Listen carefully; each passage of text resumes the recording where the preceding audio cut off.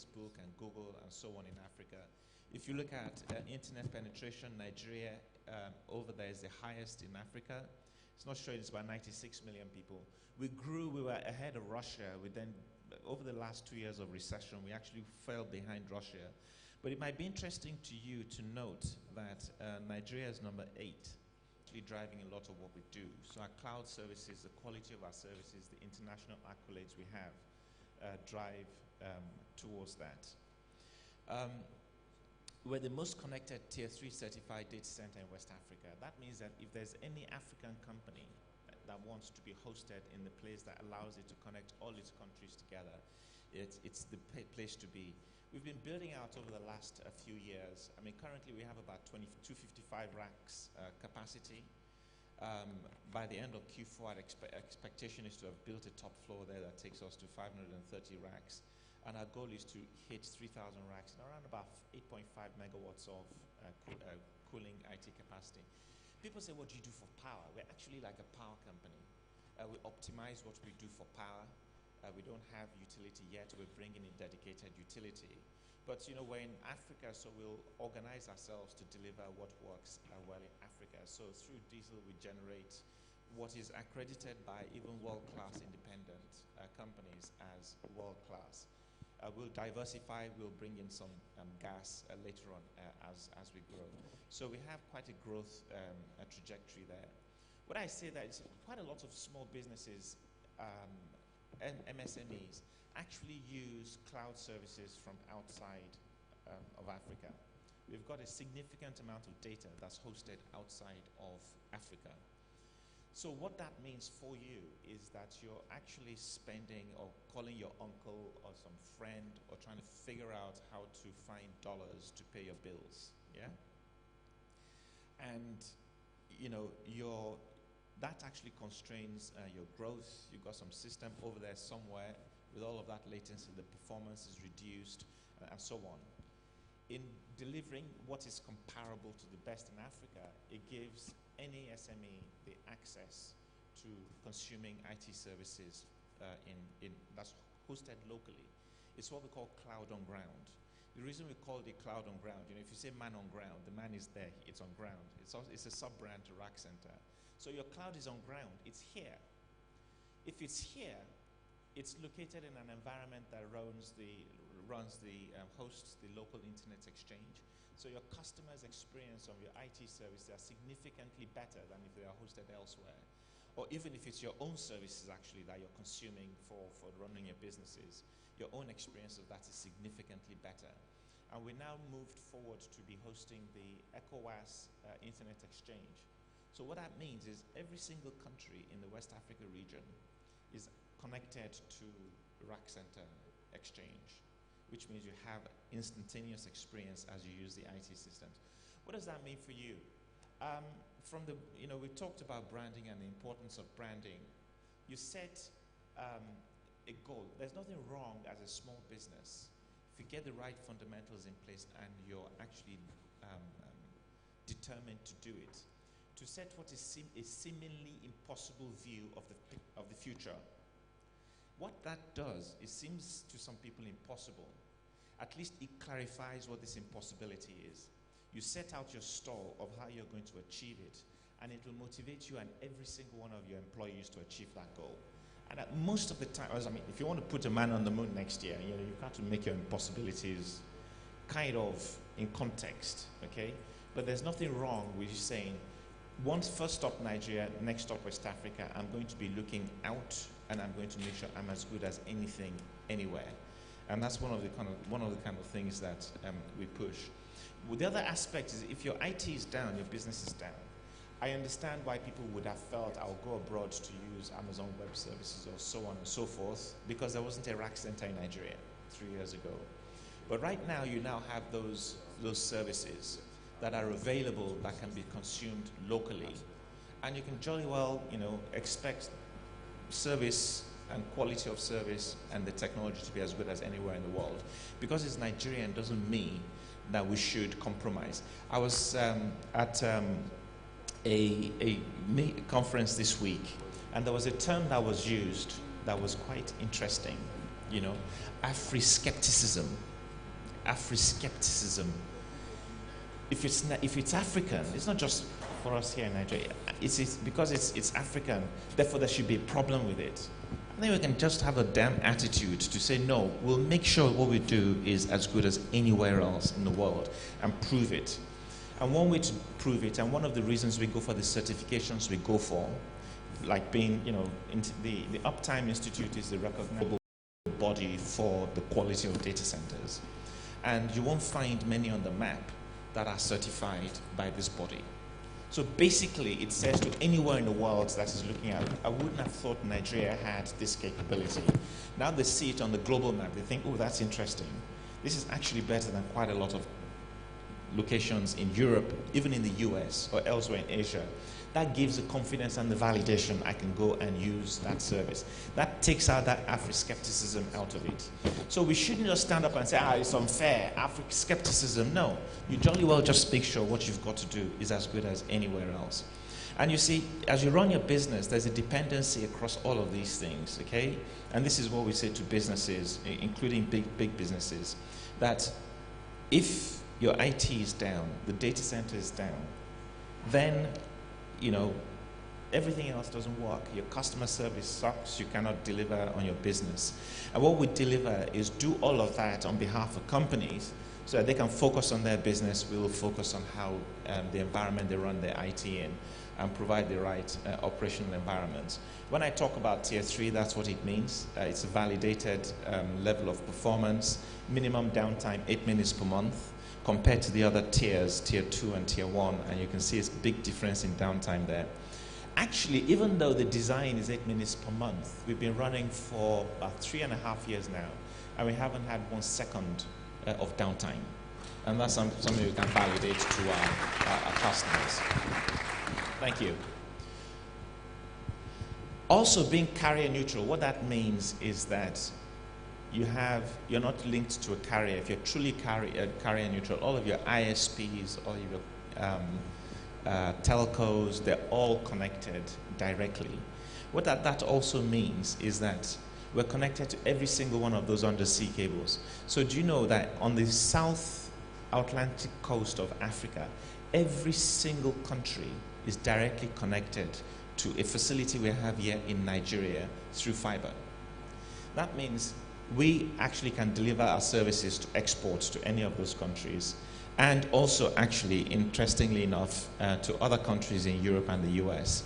If you probably can't see it on the African map there, but if we hook up into some of the countries that we can link to, we can also get directly to Brazil. So we can deliver services directly to South America as well.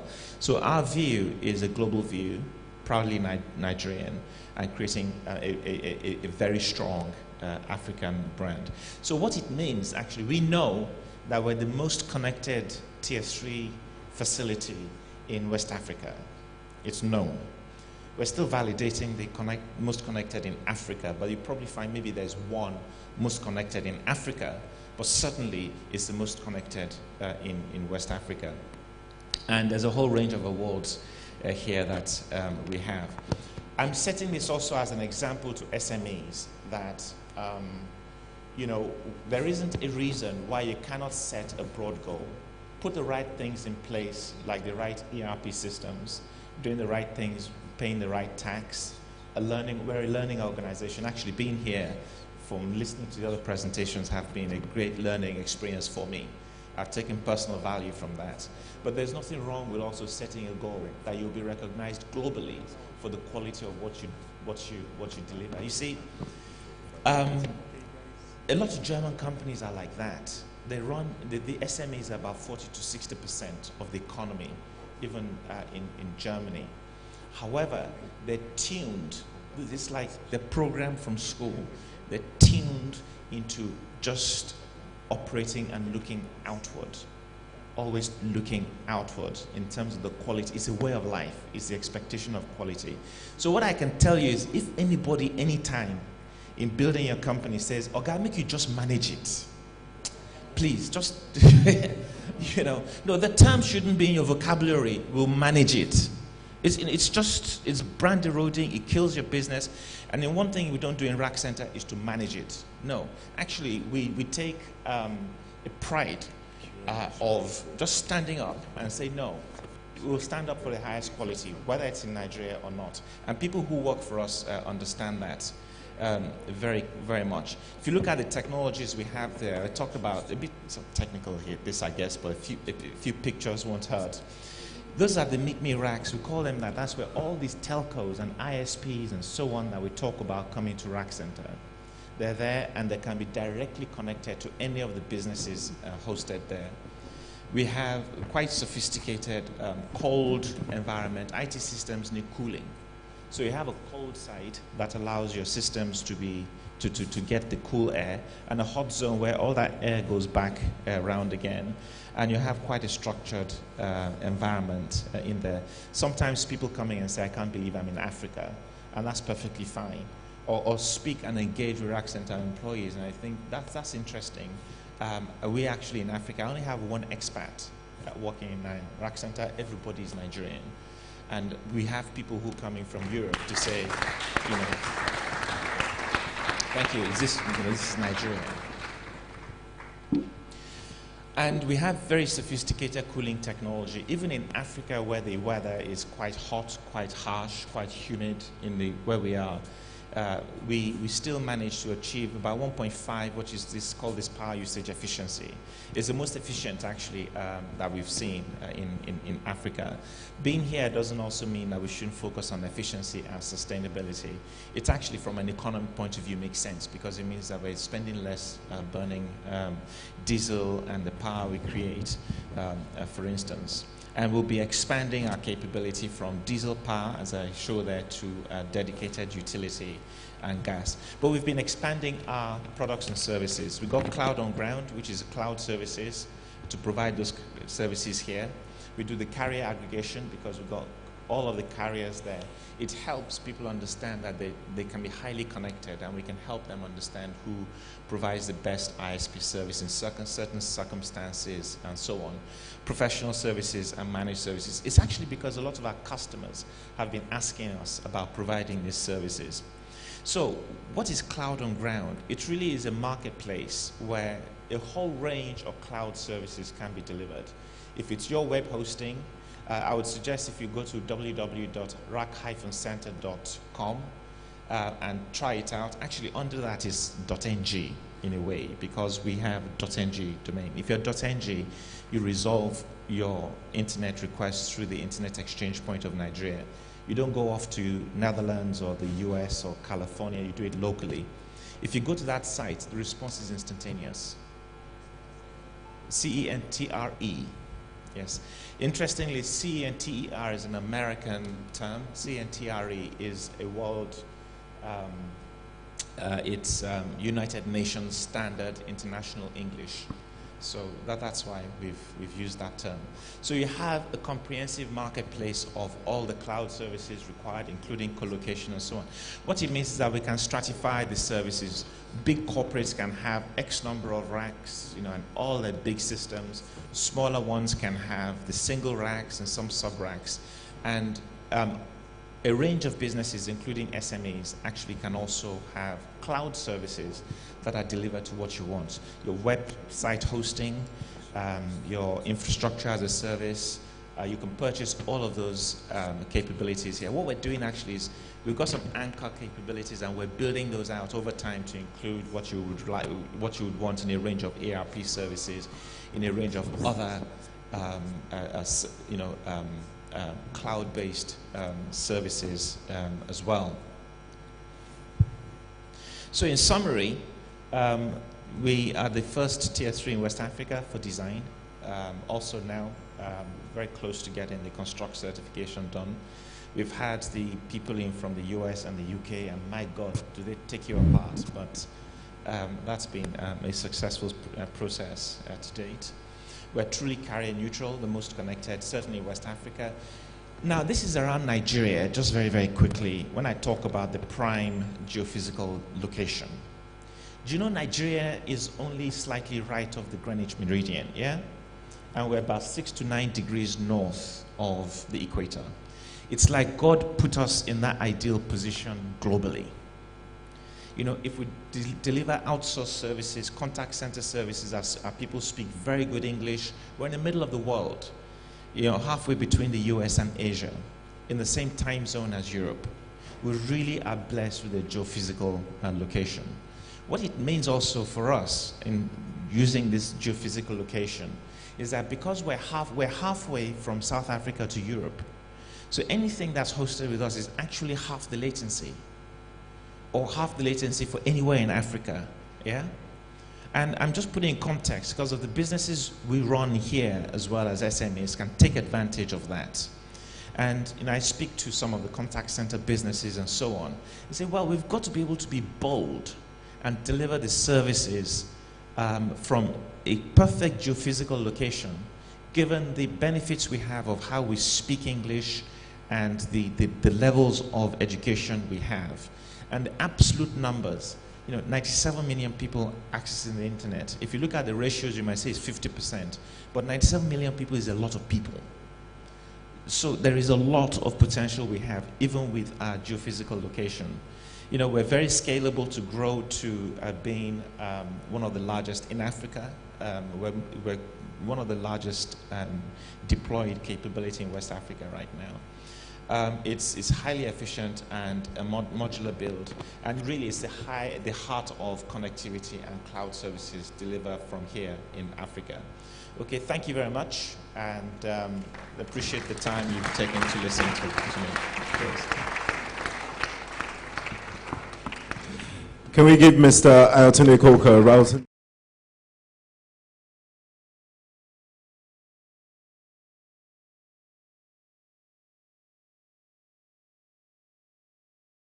A session of the Connect Nigeria E-Business Conference and Exhibition. All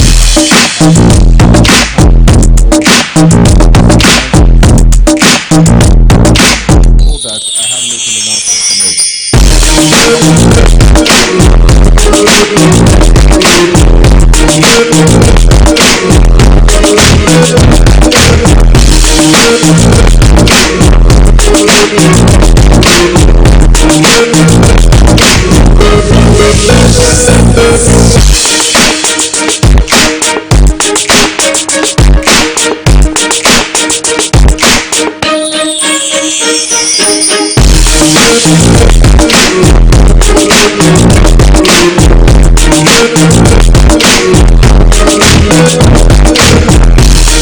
And pass it to the ushers closest to you. We'll try and take as many questions as possible. There are ushers that will be going around with microphones, so make your, well, time is very important, like you heard here in business. So make your questions, don't make presentations. Make your questions short and simple. Thank you very much. Difficult to get access to tax advice, just the basic tax advice to run any business. And I'm wondering what responsibility the FIRS is taking to make that, and you know, to take up that issue. My second point was, for most people, you would have to file financial accounts with the CAC and then file the same financial accounts with FIRS. There's got to be some way between the two organizations to work together so that you file one set of accounts to one portal and both of them access it. That would remove duplicity, because I can imagine for SMEs, the cost of meeting up with their filing requirements might scare them out of business sometimes, and so responsibility has to be with the regulators to try and make that easier. Thank you for your question. Okay, thank you very much, Falake. There's two interesting questions there. The one about tax professionals and support for SMEs. It's a very good question. FIRS tries, through my team, FIT, to provide information on the streets, and through such avenues like this to provide support for SMEs. We also encourage you to walk into the tax office. We have what we call the Taxpayer Services Desk, and they can give you basic information at that point. The Chartered Institute of Taxation of Nigeria has a list of tax professionals that you can also work with. And I think from this suggestion, and it's something that just popped into my mind, I think we will be asking them to come up with something specifically tailored to SMEs. Thank you for that suggestion. And as for filing with CAC, thank you very much for that. FIRS and CAC already have a a connection now. And it's a good suggestion. There are slight differences perhaps in what we require, but I will find out if, I don't know what the CAC filing requirements are, if it's exactly the same as ours. But perhaps, like you say, one filing, if you file with us, maybe it will suffice. It's something we haven't, I'm not aware that we have. What is the guarantee of your quality when compared to Amazon, compared to Rackspace and Liquid Web? You know what I mean? Thank you. Okay, I think I alluded to it in the presentation, but more explicitly. If you look at the website now, it doesn't go right through to providing specific pricing, but if you put a request through in that, you'll be responded to, and with the right partner we work with. We work with partners that we also are engaged with them on the lowest level of quality we should have, okay? To put my answer in perspective, about 2 years ago, I said to my team, why are we hosting my website in the US? It was with GoDaddy. And well, it was the place you go to, they said. I said, what do you mean is a place to go to? We're delivering Nigerian capability here. Our website is hosted in the US. Let's go and find a Nigerian company to host our website with. And we couldn't find one, which is probably issues that you'd found. So we, with the quality of service, with the functionality that GoDaddy gave, and so on. So we started a quest to make sure that we could deliver the quality of service, the capability as well, to be hosted in Rack Center, and we've been pushing that. You see, the underlying environment is as good as any Rackspace or any Equinix or any Amazon, anything, anywhere, because we're that reliable. The thing is to now bring in the services for the web hosting and finding the right capability locally, incubating in some cases some of that capability to deliver it, and that's what we've done with partners we've had. We have Guarantor in there that provides that service, including a domain registration actually, and other infrastructure capability as a service. Web for Africa came over from South Africa. The ones we had was a presentation like this actually, we talked about it. Very, very quickly they came into Rack Center, and a significant shift in the footprint that they've developed over here. Quite simply because we had the right quality of service to meet what they'll get elsewhere. So what I do is talk for what we deliver, and the underlying platform is proven and recognized to be as good as anywhere else.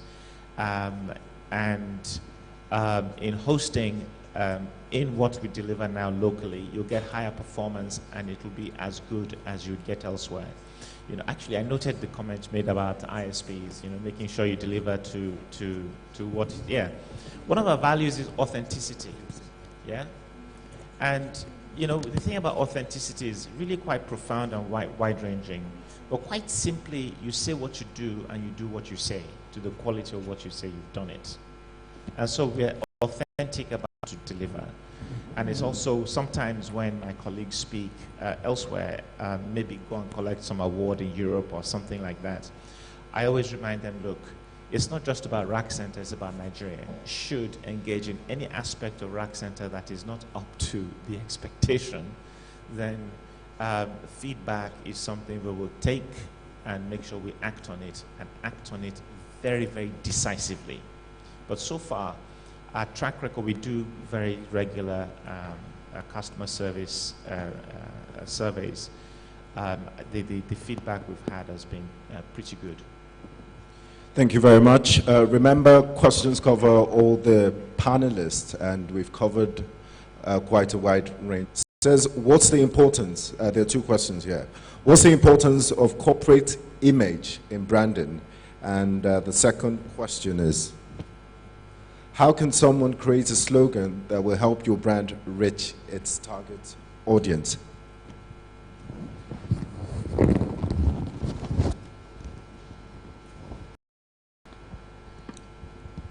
Thank you very much. So the first question, the importance of corporate image and branding. So your image is everything. If you give someone your business card, for example, some will toss it in the bin immediately. So when you're talking about your brand is like a person. everything about the brand has to be, if the image that you have crafted for your brand, if you want like a luxury brand, then everything that you're doing has to say luxury. So from your cards, to yourself, to your offices, and even if you don't. So we talk about the touch points. Everywhere a customer is going to meet you, by phone, cards, your website, everything has to be consistent. So it's very important because you can dismiss a company based on if they've not taken time to even, dot the I's and cross the T's, then you're not going to give them your business. So it's very important. And then the second one about a slogan. A slogan is one thing that people are looking for shortcuts. So when you're going to buy, for example, you want to buy a BMW, it says it's the ultimate driving machine. So people are not going to be thinking about, oh, I want something with 4 wheels, a door, and this and that. That slogan is like the shortcut. Why should I choose you? So when you do it, you have to brainstorm clients, with your staff, yourself. What is it that you're trying to deliver? Then you need to make sure that you can capture it in like a sentence. If you cannot, it doesn't, when you say things like fastest, biggest, no, people are not really concerned about that. How can you get people the emotion that you want people to feel when they see your product? For example, why do people buy Mercedes-Benz? Not because any car can't take you there, but it says you've arrived. So when you are marketing the Mercedes-Benz, you're marketing the emotion, the lifestyle that people want to aspire to. So think about the emotion so that it's not about the features, or it has 4 doors and everything, because many people will have that. But what do you want people to feel when they come in contact with your product? If you want them to feel like Uber is convenience. Uber started because they were in Paris. In Paris, the taxi drivers were really big snobs. They would look you up, they would know whether to stop for you, and they were like, no, we can do something. Because if you try to be everything to everyone, you'll be nothing to. So you have to really narrow your niche market and be everything to that niche market. We don't say that because if you narrow your niche, it doesn't mean that you have a small market. So you're doing business, for example, you have a school, you won't do primary, nursery, secondary, whatever. Some people do that. But if you're the best creche in Nigeria, people will line up to join your creche. So I hope that answers your question. Thank you. The employees you hire have to be able to be an embodiment of that brand. The things you use and the language you use represent the brand you're projecting. And it's like if you're highly sophisticated and stuff like that, you better know you understand what that means. You can buy the most expensive shoes and you can look very, very crass. Or you can be very, very sophisticated in the way you are. Or you understand that you're an IT company, you're supposed to be really hip and cool and so on, and that's what you need to be. But you know it, you understand. It's almost like, do you just put it into a bottle and codify it? If you do that, when you hire people, the customers see it, they feel it. When you hire people and they cannot fit, you always have to have diversity. That's very, very important. But if there's a certain absolute core of what you're about as an organization, when those people come in, they either be able to step up into what it means and how to live the brand, project the brand, and operate to the quality levels you desire, or they'll be chewed up and spat out even by your own. You don't have to do anything about it. They just know they don't fit. And that's how profound the whole thing about a brand is everything you live and everything you see about you and the market you're going after is a lot more than just a slogan or a logo. They're very, very important, don't get me wrong, but they're just those two are two different components of a very, very big whole about what your brand is.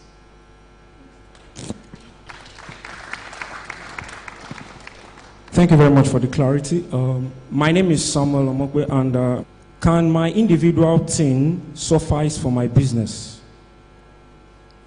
And to Nikki, how can one be a member of your bookkeepers association? You spoke about a bookkeepers association for Sage 1. How can one be a member in Nigeria? Thank you very much.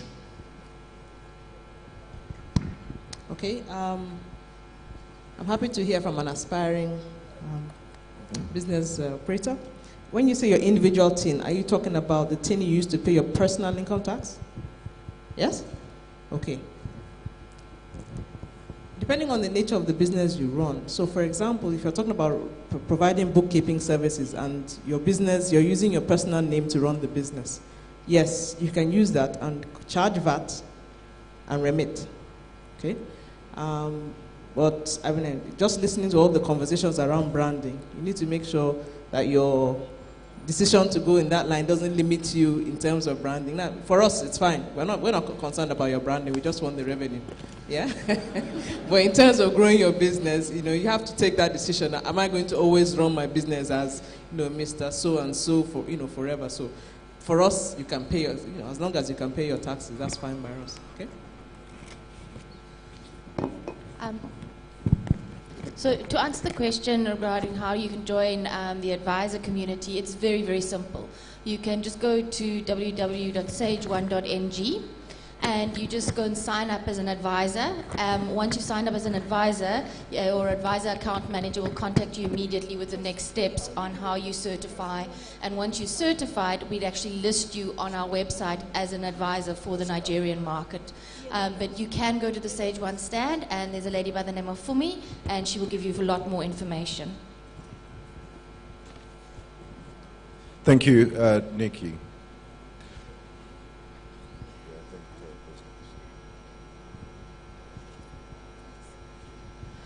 Hello to all our speakers. My name is Fumi Akisanya. I'm studying a master's in entrepreneurship at UCL in London. And I would like to know for any of our speakers, how important do you think it is for SMEs in Nigeria to be part of impact hubs or business incubators, any place where they can bond with like-minded people? How important do you think for SMEs to be part of this and to be members of these spaces? Thank you.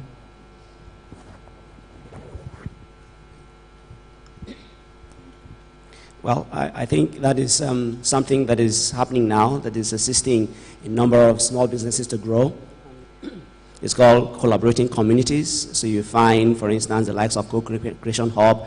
I understand there is a Create and a number of these communities that allow you to be able to use facilities like if you're an SME or you're having an idea, you want to explore these opportunities before you think that, okay, because I don't have money to be able to fund power in my location where I want to run the business, so I cannot run. Because some of those infrastructural challenges can be inhibiting.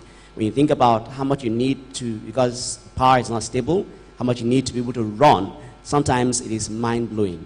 But because opportunities are there now, it is easier to be able to connect with others, and then you learn with others. And then you also enjoy, group services. You enjoy cloud services like one, Mr. Coker talked about. So it is indeed important that, SMEs should take advantage of that to benefit a lot. Thank you very much for your answer. And just to add on to that, for me, yes, it's important. It's not a mandatory, you have to be a member of various club or hub or whatever. But if you have a look at where we've moved to, in the past, when you spoke to a banking institution, it's my idea, it's ours. When you went to spoke to a telecommunications company, there was no sharing of ideas. But if we have a look at where we've moved to as business as a whole, it's about collaboration. And what's important about those kind of clubs and membership forums, it's about engaging with other people. So you might have one idea, but when you add another individual's idea to it, it could become a much more powerful idea. So I do think that there's a place and a need for those kind of collaborations to happen. Thank you very much. And I'm sure you could also add that Mark Zuckerberg's visit to Yaba, yes, our own little Silicon Valley, is a testimony of its importance. There's so many questions for the tax woman here. And I wonder why a lot of people want to do with parting with their money. Angel Father, I'll see these questions are for you. Sorry, how many questions? About just two. Yes. With the reduction of customer spending, does the FIRS team aim to increase VAT rate to meet its target? The second question is this.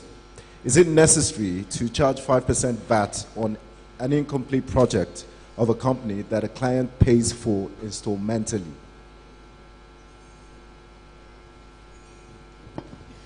Okay, the first question is, will there be a VAT rate increase? Our preference is not to raise it, actually, as FRS as an organization, specific items, so luxury items, so champagne. I'm sure you've been hearing this one, champagne, private jets, all those things that, people are saying, well, let's raise the VAT on those items first before you raise across board. So there's a lot of discussion around that, and these things have to be legislated.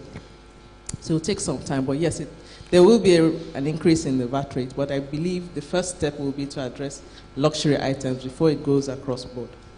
The second question, it's a bit hard to answer that one. There are,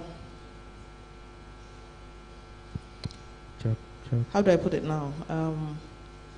It's a bit of a technical question. I think I'd like to take that in our space so that I don't take up too much time here, because I know you're running to it. That's why I was asking how many questions. So if you could come over to us when we're in our space over there, we'll take it in detail. I hope that's okay for whoever asks the question. Is that okay for you? Okay, we'll take one final question before we conclude this session. Yes. Hello, everyone. My name is Bright Jaja, and I'm a strategist for I create Evolution Africa. I have a question for Philip Consulting. One of the problems we're facing as a SME business is workforce, the skilled workforce. You discover that every person that has reliable skill wants to start a business, right? Now, we find out that we try to employ people to work with us, and the people that we find are not employable because they don't have the skills required. The people that have the skills want to start a business. I don't want to work for somebody because I have the skill to start my own business. So is there an alternative to finding a skilled workforce, or what is the solution to this problem? How do we get people that we can work with to grow our businesses? An interesting question indeed, because you find that because of the challenges we have in the educational system, the output of that system is always challenging. We recruit, and we recruit both in bulk and we headhunt, and every day we deal with those real challenges. And that's why sometime 2 years ago we looked at how we can support SMEs like you by creating a portal that allows us to screen and prune those who create CVs or profiles, and about it and how you can take advantage of it, and so on. The other thing that I think we're doing also is supporting these global capacity or national capacity development efforts. And that is why, yes, we are about 25 years in this process. We develop people. So we encourage even individuals who, after finishing their school, they come to Philips Consulting almost like to come to be touched up and be ready for the workplace. And that is happening with a number of people. We're starting an entrepreneurial program very soon that we're partnering with MIT, to be able to bring to Nigeria, where we hope that we can groom a lot more people, to be ready either for the workplace or to start businesses of their own. But I think directly to your question, that portal will be your answer to finding the right skill that will work for you. And I also know that my colleagues who are in the recruitment team, that they have a package for SMEs. So if you cannot find anybody on that portal, sometimes we look for people who have degrees and so on and so forth to employ. But a number of people who would assist you with your job, they don't have a degree and may not even come to that portal, okay, and so on. So we have to rethink how we employ also and look for the real skills and not just the paper qualifications that many people have. Thank you very much, Mr. Paul Ayim. Can I just go? This talent thing is so important. As an SME, you can't achieve everything on your own, even if you have an established company and so on. When this thing always comes up, we have talent issues and so on. There are issues, and we'll continue in 10 years' time to talk about them. We change the nature of what those issues are because we would have probably improved them. I think back to the UK. I'd say discussion at the Institute of Directors about, they don't make them like they used to. When we were in university, our degrees were always better, and so on and so forth. And give them a compelling environment to be, so that people want to come in to poach your people, but you create an environment that they want to stay in, they won't want to leave. And it's a matter of life that people will grow and may grow out, make sure they don't go. Give them a compelling environment that they don't want to leave. However, if they've grown beyond you, and give them your blessing. Because what happens is that you've then taken this individual out into the community. The standard is raised in the community of people because you've contributed to it, okay? And somebody else is getting that benefit of the benefit you have of somebody else hiring. So sometimes you have to put a lot of effort into building the cadre, but make sure the core raw material you've got to work with is as good as it can be. We were having some conversations earlier on about lots of degrees and some of them that aren't, that's another 20-minute conversation. But fundamentally, you should always expect to invest in and build the cadre of the kind of people you want of the right core raw material. Thank you very much, Mr. Ayotunde Koka. And please remember that all our panelists, you can also talk insightful and wonderful presentations. They really do deserve it. That concludes our first session. We'll have 2 more sessions before we wrap up the day's event. Thank you very much for being a wonderful audience. And I have a few announcements to make before we move to the exhibition area. Please, if you've purchased your raffle ticket online, meet with for the second session. Thank you very much.